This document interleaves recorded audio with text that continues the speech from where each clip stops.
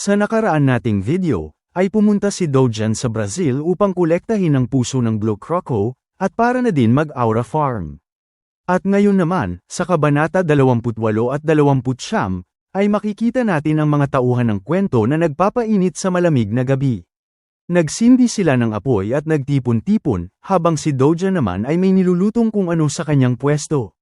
Pinag-usapan ng ibang mga lalaki ang kamanghamanghang ginawa ni Dojan sa labanan. Hindi sila makapaniwala na napatumba ni Dojan ang kinatatakutang Blue Croco sa isang hampas lamang ng espada. Hindi ko nga rin mabilang kung ilan ang napatay niyang halimaw ng nag-iisa, kamangha-mangha talaga ang nangyari, bulalas ng isa. Pabulong namang sinabi ng lalaking dati nang nakasama ni Dojan na mag-isa ding pinaslang ni Dojan ang mga co-castrayan, at pagkarinig nito ay hindi ulit makapaniwala ang lalaking kausap niya, hindi siya makapaniwala na napatumba rin ni Dojan ang malahalimaw na ibon na yun. Kaya ngayon ay nakakasigurado siyang hindi ordinaryong hero itong si Dojan na kasalukuyang abala sa kanyang niluluto. Sa naglalagablab na apoy, ay niluluto niya ang kakaibang uri ng karne. Kulay asul ito at may ribs pang kasama. Anong klaseng karne ba ito? Biglang lumapit sa kanya si Juyon at nagtanong kung natapos na bang kolektahin ni Dojan ang mga puso ng Blue Croco na ipinunta niya rito.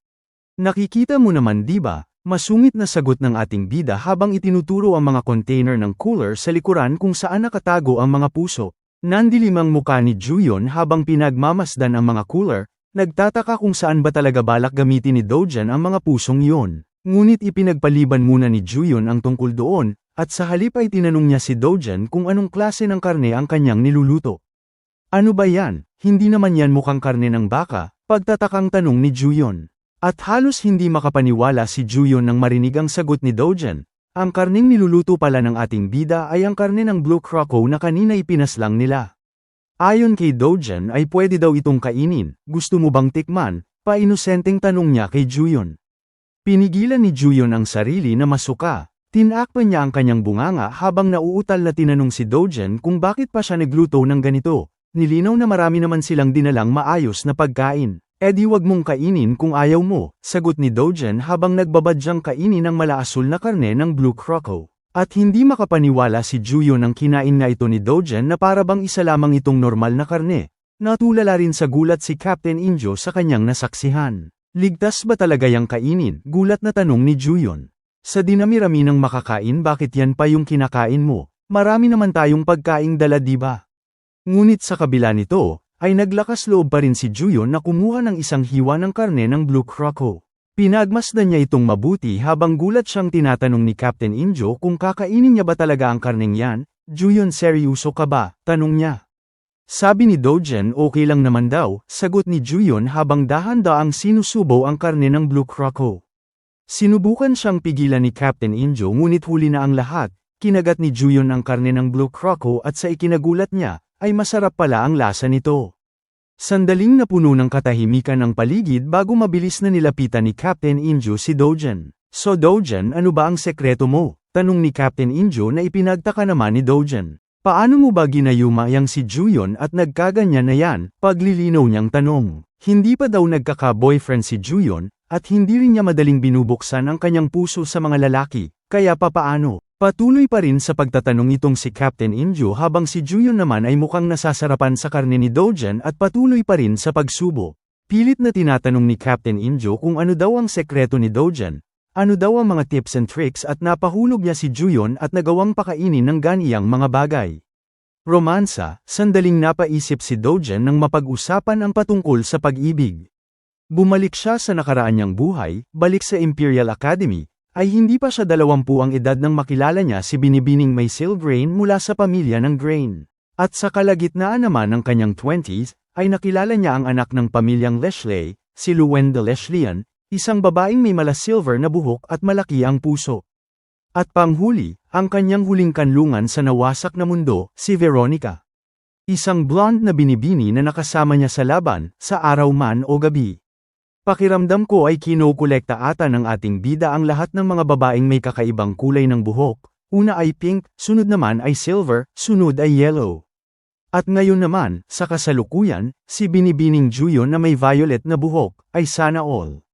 Natapos ang kanyang pagbabalik-tanaw sa nakaraan niyang pag-ibig nang bigla siyang sinigawan ni Captain Injo, Tinatanong kung nakikinig ba siya sa kanyang mga sinasabi. Ang sabi ko ay kung ano ba yung sekreto mo, paalalang tanong ni Captain Injo. At sa wakas, ay pinansin rin siya ni Dojan. Ngumiti si Dojan at buong tapang na sinabing ang pulot ay hindi naghahabol ng bubuyog, at kung alam mo ay alam mo. At alam na alam nga yun ni Captain Injo, at halos mamatay siya sa cringe. Oh my God, iyon ang pinaka-corning bagay na narinig ko, wika niya.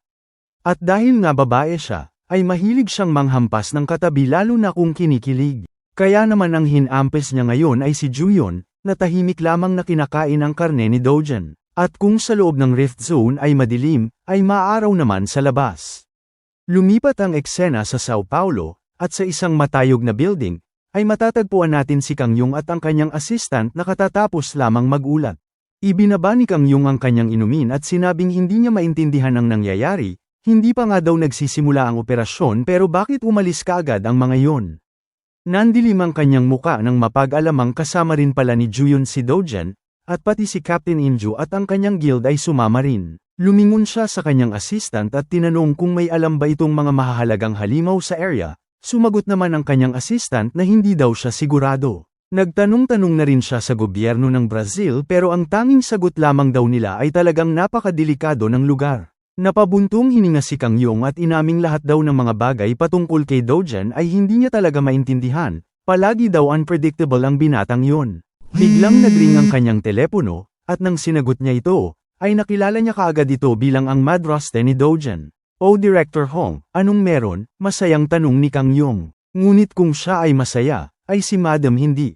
Sumigaw ito at nagtatatanong kung buhay pa rin ba si Dojan. "Kailan mo ba tatapusin ang trabaho?" Galit na tanong niya kay Kang Yung. Napatawa si Kang Yung at nagtatakang tinanong si Madam kung bakit ba ito nagmamadali. "May nangyari bang hindi maganda?" tanong niya. Sumagot si Madam na siguro daw ay nabalitaan ng kanyang ama na S-rank na si Dojan, kaya pinapabalik na ito sa pamilya. Ay grabe naman, pagkatapos nilang palayasin dati tapos ngayon pababalay ka na kasi may silbi na si Dojan. At ang balitang ito ay umagaw rin ng atensyon ni Kang Yung, nakikialam na pala ang chairman. Kaya naman pala nagpapanik ka na Director, pang-aasar niya habang tumatawa.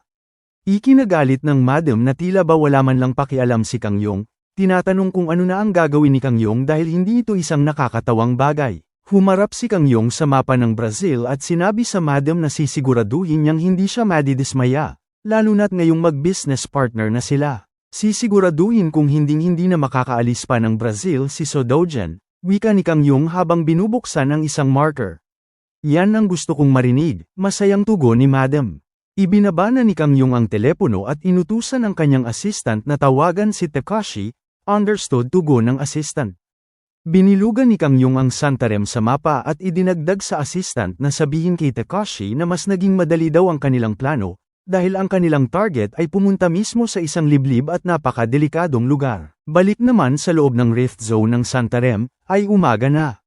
Matapos magpahinga, ay makikita natin ang grupo na pinangungunahan ni Dojan na naglalakad papunta sa ilalim ng kagubatan. Tiningnan ni Juyon ang dala niyang mapa at muling tinanong si Dojan kung pupunta ba talaga ito sa malalim na party ng kagubatan, ipinaalala niyang maraming malalakas na halimaw dito. "Anong klaseng halimaw?" tanong ni Dojan. "Lynx," sagot ni Juyon na halatang kinakabahan. At kung lynx ang pag-uusapan, ay hindi akalain ni Dojan na mayroon rin pala dito. "Alam mo ang patungkol sa mga lynx?" tanong ni Juyon. "Siyempre naman," sagot ni Dojan bago nagpatuloy sa paglalakad sa kagubatan. Pinagmasdang saglit ni Juyon ang papalayong si Dojan bago sinabing siyempre alam mo naman ang lahat. Sumigaw siya kay Dojan at sinabing hindi niya siya pipigilan, pero nakiusap siyang suotin ito. "Ano ang mga yan?" tanong ni Dojan sa bagay na hawak ni Juyon. Sumagot si Juyon na ang hawak niya ay isang earplugs, dahil kung maririnig niya ang ungol ng lynx, ay maaaring maparalisa ang kanyang isipan. "Sinabi mong alam mo diba, kaya suotin mo na ito," dagdag ni Juyon. Ngunit sa ikinagulat niya, ay tinanggihan lamang ito ni Dojan. "Hindi ko na kailangan yan," wika niya. At syempre ikinagalit ito ni Juyon, ipinaalala niyang hindi dapat maliitin ang mga lynx. Idinagdag na maging ang Brazilian Hero Association ay binalaan sila sa mismong halimaw na ito. Ngunit hindi siya pinakinggan ni Dojan, at sa halip ay nagpatuloy pa rin sa paglalakad patungo sa malalim na bahagi ng kagubatan. At di naglaon, ay sumapit na nga ang gabi. At sa ilalim ng puting ilaw, ay patuloy pa rin si Juyon sa pangangaral kay Dogen. At ang hindi nila alam, ay nasa itaas na pala nila ang halimaw na kinatatakutan nila. Ang Lynx na kasalukuyang nakaupo sa itaas ng sanga, ay tila ba nag-aaura farm pa na akala mo ay isa siyang ninja. Ano yang mga matang yan Sharingan, ay sana all. Napatigil sa takot ang buong grupo nang makakita ng Lynx, tila ba nakakita sila ng isang multo. Sumigaw si Injo at sinabihan ang kanyang mga kasama na takpan kaagad ang kanilang mga tenga, dahil ang nasa harapan nila ngayon ay isang Lynx. Ngunit ang totoong halimaw sa kagubatang ito ay hindi ang Lynx, kundi ang hinayupak na ito na tila ba wala man lang pakialam na pinagmamasdan ang halimaw. Biglang umungol ang Lynx at walang magawa si Juyon at ang mga kasamahan niya kundi ang takpan ng kanilang tenga, nagbabasakaling hindi maapektuhan ang kanilang pag-iisip. Lahat maliban sa isa na kalmado lamang na pinagmamasdan ang nangyayari, hindi man lang nagpapagod na takpan ang kanyang tenga. Ipinagtaka ito ni Juyon, nagtataka kung bakit hindi tinatakpan ni Dogen ang kanyang tenga. Matapos makita ang target, ay pumunot si Duhon ng malaking bato at sinmulang lagyan ito ng fire mana. At sa isang malumanay na galaw, ay ibinato niya ito ng marahan sa halimaw na parabang nagtataboy lamang ng manok sa bakuran. Pumailan lang ito papunta sa Lynx na kasalukuyan pa ring umuungol, ngunit nang makita nito ang papalapit na pag-atake, ay kaagad din itong napatigil. Napasigaw ang halimaw sa takot na siyang ipinagtaka naman ni Captain Injo at Juyon, tumigil na ang pag-ungol at ang halimaw ay nagsimula na ring tumakbo palayo. Ngunit kung akala ng halimaw ay basta-basta na lamang siyang makakatakas, ay nagkakamali siya. Binunot ni Dogen ang kanyang espada at sinimulang habulin ang tumatakbong Lynx. Sumunod na rin sina Captain Injo at Juyon na nagtataka kung ano ang ginawa ni Dogen at bigla na lamang tumigil sa pag-ungol ang halimaw. Ngunit di kalaunan, ay biglang tumigil si Dogen sa pagtakbo. Sa harapan niya ay nakaabang ang hindi lang isa, kundi 4 na Lynx na nakapatong sa mga punong kahoy. Ang mga katawan nito ay nababalutan ng iba't ibang uri ng nagliliwanag na runa, at ang nagliliyab nitong pulang mga mata ay nakapangingilabot na kumikislap sa itim na balahibo nito. Parang mga paring mata ng isang halimaw na nagtatago sa dilim. Umatungal ang isa sa mga halimaw, nagbabadya ng isang pag-atake. Ginamit ng Lynx ang mapupulang mata nito at nag-lock-in sa isang mapipiling target na walang iba kundi si Binibining Juyon. Ginamit ng Lynx ang taglay nitong Mangekyo Sharingan sa walang kam-alay-malay na si Juyon, nagtinginan ang mata nila at sa isang sandali ay tila ba may nangyaring hindi maganda. Ngunit sa kabutihang palad, ay to the rescue ang kanyang crush. Tinakpan ni Dogen ang kanyang mga mata at sinabing hindi ang ungol ng Lynx ang nagpaparalisa sa isipan, ikinagulat ni Juyon nang malaman na ang nagpaparalisa pala sa isipan ng mga biktima ay ang pagtitig sa mata ng Lynx. Kaya naman pinagsabihan siya ni Dogen na ipikit muna ang kanyang mga mata at siya na daw ang bahala sa problema. Hinawakan ni Dogen ng mahigpit ang kanyang espada at lumakad papalapit sa halimaw, iniwang mag-isa si Juyon na kasalukuyang ipinipikit ang mga mata. Sinimalang lagyan ni Dogen ng fire mana ang kanyang espada habang tinatanong ang sarili kung ito na ba ang limitasyon niya. At sa isang malinis na galaw, ay gumawa siya ng bilog gamit ang kanyang espada na nagpakawala ng malalaking bola ng apoy sa paligid ng kanyang katawan. Nag-strike siya ng pose at ginamit ang teknik na hindi niya pa nagagamit simula noong Heian era, ang Vandian Sword Skill. Ginamit niya ang unang porma ng Vandian Sword Skill, ang Kirai de Milagro Rockle, na nangangahulugang mirakulo na umusbong mula sa iisang pinagmulan. Nagsimulang lamunin ng apoy ang kanyang buhok at ang kanyang mga mata ay napuno ng walang hanggang kapangyarihan. Itinaas niya ang naglalagablab niyang espada at itinutok ito sa halimaw, at mula sa dulo ng espada ay nagsimulang magtipon ang enerhiya ng apoy na bumabalot sa kanyang katawan. Ngunit sa kabila nito ay hindi pa rin tumatakbo ang mga Lynx, sila ay tila ba mga pusang napako ng kuryusidad. Hindi alam na ito ang kanilang magiging kamatayan. Habang tumatagal, ay nagsisimula na ring lumaki ang bola ng apoy mula sa espada ni Dogen. At sa tindi ng init na nagmumula rito, ay pati ang mga nasa likuran ay hindi mapigil ang matakot.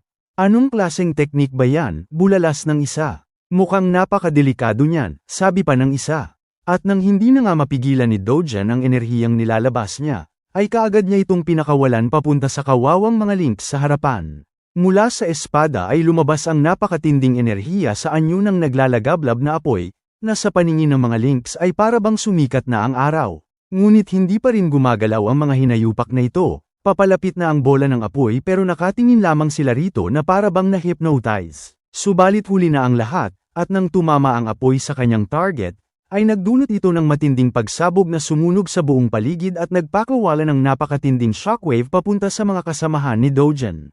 Walang nagawa ang dalawang binibini kundi ang salagi ng shockwave na nagmumula sa atake, at sa ikinagulat ni Juyon, ay hindi siya makapaniwala sa nangyari sa harapan niya. Halos lahat ng buong kagubatan ay nakalbo sa ginawang pag-ataking yun ni Dogen. Ang napakalakas na teknik ay nag-iwan ng napakalaking bakas ng pagkawasak na umabot hanggang sa pinakadulo, sinunog ang mga puno at hinati ang kabundukan. Mula sa pag-atake, ay nagkalat ang mga sunog na bangkay ng Lynx. Nawala na ang dating sigla at ang liwanag na dati ay bumabalot sa kanilang katawan, ang tanging natira na lamang ay mga walang buhay na katawan. Napanganga ang buong grupo sa kanilang nasaksihan, hindi makapaniwala na sa isang teknik lamang, ay napaslang kaagad ni Dogen ang mga halimaw ng walang kahirap-hirap. Kahit makailang beses pang nasaksihan ni Juyon ang tunay at hindi matatawarang lakas ni Dogen, ay hindi pa rin siya makapaniwala, at sa lahat ng oras ay may bagong sorpresa. Subalit hindi lahat ng mga Lynx ay namatay, ang isa sa kanila, sunog at sugatan, ay patuloy pa ring kumakapit sa natitirang buhay. Nilapitan nito ni Dogen at tiningnang mabuti, sandali silang nagtitigan ng halimaw bago siya nito subukang atakihin gamit ang mapupulang mata nito. Ngunit sa kasamaang palad para sa halimaw, ay hindi na siya binigyang pagkakataon ng ating bida. At sa isang mabilis na galaw, ay pinutol na kaagad ni Dogen ang ulo nito. Lumipad ang ulo ng Lynx at bumagsak sa lupa, dahan-daang nawawala ng liwanag ang mga mata. Nakakaawa, wika ni Dogen habang pinagmamasdan ang dating makapangyarihang mata ng halimaw. At upang hindi masayang, sinimulang kunin ni Dogen ang mata ng halimaw. Malugod kong tatanggapin ang mga matang yan, gagamitin ko ito sa mabuti. At doon na nga nagtapos ang ating kwento, alam kong nabitin kayo pero ito pa lang ang available na chapter na translated. Dagdag ko lang ay hindi ko akalain na ganito pala kalaki ang halimaw na ito. Akala ko ay kasing laki ito ng mga aso pero hindi pala. Ang liit pala ng kamay ni Dogen kumpara sa ulo ng Lynx, at parang kasing laki ng kamao yung mata.